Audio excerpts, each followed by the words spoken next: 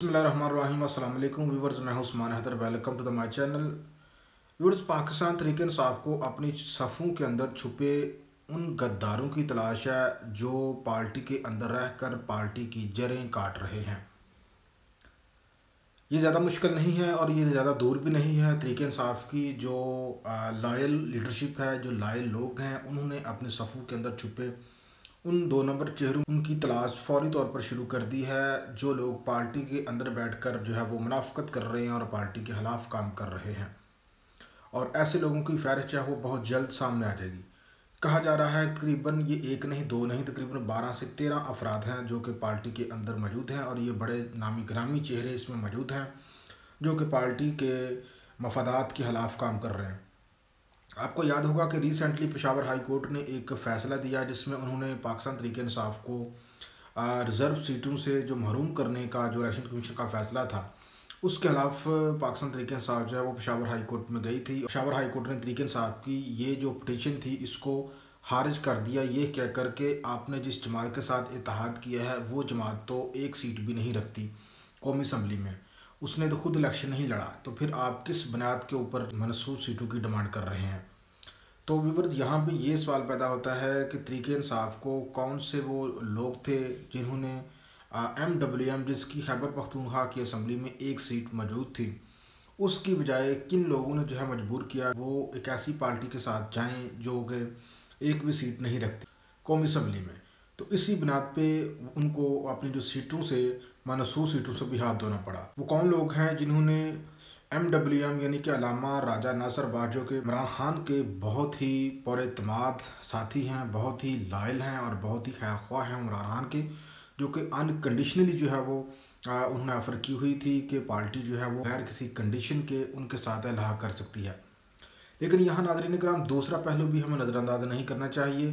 कि जब रियासत फ़ैसला कर चुकी है कि इस जमात को हुकूमत में नहीं आने देना, तो फिर ये जो मफरूज़े सामने आ रहे हैं कि उस जमात के साथ नहीं गए, उस जमात के साथ चले जाते तो शायद सीटें बच जाती, ये समझ में नहीं आता। आपने देखा कि तहरीक इंसाफ के बकौल उसने मरकज़ में भी मेजॉरिटी हासिल की, पंजाब में भी मेजॉरिटी हासिल की, पख्तूनख्वा में तो चलो उसको मिल गया उसका हिस्सा, उसके बारे में भी ये खदशात सामने आ रहे हैं कि शायद ईद के बाद फैसल वाडा के बकौल जो अली अमीन गंडापुर हैं उनके लिए मुश्किल दिन शुरू होने वाले हैं पख्तूनख्वा में। तो यहाँ पे सवाल पैदा होता है कि अगर वो MWM के साथ तहरीक इंसाफ जो है वो इलाहा कर लेती तो क्या उसको मनसूस सीटें मिल पाती। मेरी जो पर्सनल राय है व्यूवर वो ये है कि उसको मनसूस सीटों से फिर भी महरूम ही कर दिया जाता, क्योंकि जब आपने देखा कि यहाँ पे वाज़ह तौर पर नज़र आ रहा है फॉर्म 45 के मुताबिक रिज़ल्ट और है और फॉर्म 47 के मुताबिक रिज़ल्ट और है, लेकिन इसके ऊपर कोई अदलिया जो है वो नोटिस लेने के लिए तैयार नहीं है और कोई कहीं भी कोई सुनवाई जो है वो नहीं कर रहा। तरीके इंसाफ की ये बात जो है वो मानने के लिए कोई तैयार नहीं है। मतलब मैं अदालतों की बात कर रहा हूँ, ज़ाहिर आखिरी फोरम जो है वो अदालतें होती हैं, लेकिन कहीं भी इसको जो है वो इसकी सुनवाई नहीं हो रही। और फिर जो फॉर्म 47 की बुनियाद के ऊपर जो है यहाँ पे हुकूमतें बना दी गई हैं मरकज़ में भी और पंजाब में भी।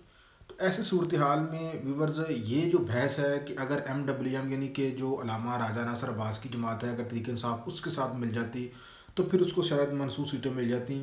या फिर वो जो अभी जिस जमात के साथ उसका इल्हाक है सुन्नी इत्तेहाद काउंसिल के साथ, या अगर इसके साथ ना भी मिलती उसके साथ जाकर मिलती, तो जब उसको सीटों से महरूम करना मकसद था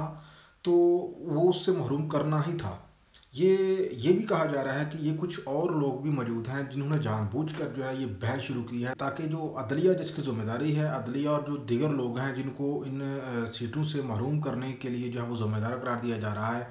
उनके खिलाफ जो बहस है वो मोड़कर इसी जमात के अंदर लाई जाए और इनका आपस में जो है वो कन्फ्लिक्ट पैदा किया जाए। तो पिछले 2-3 दिन में आप देख रहे हैं कि शेर अफजल जो है वो काफ़ी मौजूद बहस बने हुए हैं और पार्टी के अंदर कुछ इस तरह की बातें चल रही हैं, दोनों तौर पर जो इख्तलाफात हैं वो सामने आ रहे हैं और एक दूसरे के ऊपर इल्ज़ामात जो है वो हमारे सामने आ रहे हैं।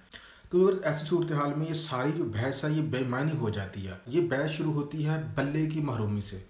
अगर इस पार्टी के लिए आसानी से मरकज़ या किसी भी जगह पे हुकूमती जगह पे आज जगह बननी होती तो ना तो इस पार्टी की जो कंपेन है वो मुश्किल बनाई जाती और ना ही फिर इस पार्टी के लोगों से कागजात छीने जाते और ना ही इस पार्टी से जो है वो निशान छीना जाता। तो ये कड़ी जो है वो उस वक्त से शुरू हुई है, इलेक्शन कंपेन, उससे महरूमी, उसके बाद बल्ले की जो निशान है उससे महरूमी, उसके बाद उसका जो रिज़ल्ट है उसको ना मानना, फार्म 47 की बुनियाद पे हुकूमतें बना देना, और इस तरह से अब एंड पे आके जो मनसूस सीटें हैं उससे भी उसको जो है वो महरूम कर देना। ये जो कहानी ये इलेक्शन से पहले से शुरू हुई है, और इस कहानी का जो एक कंक्लूड है, जो एक लेसन है एंड वाला, वो यही है कि फ़िलहाल तरीके इंसाफ को सिस्टम जो है वो एक्सेप्ट करने के लिए तैयार नहीं। तो यही वजह है कि इस जमात के लिए मुश्किल से मुश्किलात तर जो है वो सामने आ रही हैं। अब एंड पे मैं एक सवाल आपके सामने रखता हूँ कि ऐसा हर हो क्यों रहा है इस जमात के साथ। तो आपको ये जहन में होना चाहिए कि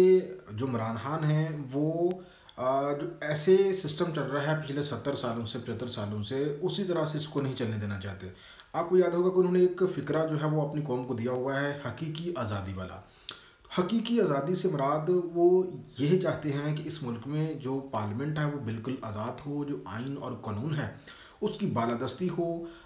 जो पाकिस्तान की पॉलिसियाँ हैं, पाकिस्तान की फ़ॉरेन पॉलिसियाँ हैं, पाकिस्तान की जो इंटरनल पॉलिसियाँ हैं, वो पाकिस्तान की जो पार्लियामेंट है उसको करने का इख्तियार दिया जाए, और आइन और कानून के मुताबिक पाकिस्तान की हुकूमतों को काम करने दिया जाए, उसके अंदर कोई इंटरफेरेंस ना हो, ना अंदरूनी ना ही बरूनी। तो वो इस आज़ादी की बात करते हैं। तो जो लोग इस सिस्टम के साथ जो ऑलरेडी चल रहा है उसके साथ जो हाथ से हाथ मिलाने के लिए तैयार हैं, उनको वज़ीर आज़म बना दिया गया है, सदर बना दिया गया है। इमरान खान जो है वो जो सिस्टम चल रहा है उसके साथ चलने के लिए तैयार नहीं है। वो कहते हैं कि यहाँ पे आइन और कानून की जो है वो हुक्मरानी हो, वोट को इज्जत दो, जो अवामी मैंडेट है उसका एहतराम किया जाना चाहिए। तो बात यहाँ पे आके अटकी हुई है।